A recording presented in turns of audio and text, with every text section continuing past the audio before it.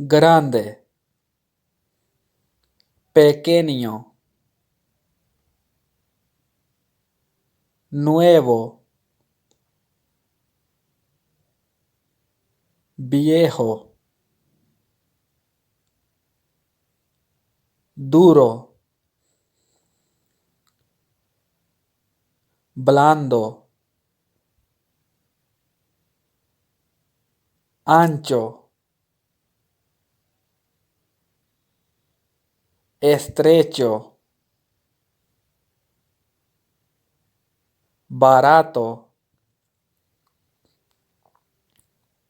caro, cómodo, incómodo, fuerte, débil, redondo, cuadrado, bonito,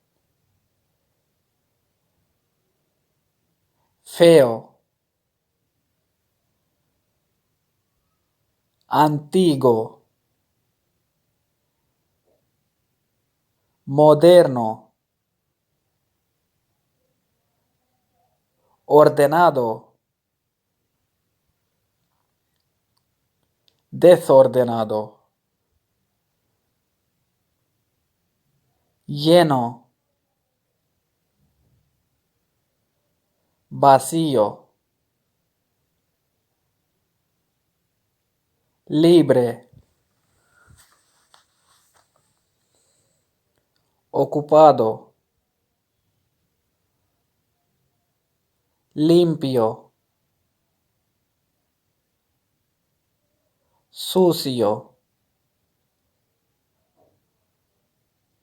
abierto, cerrado,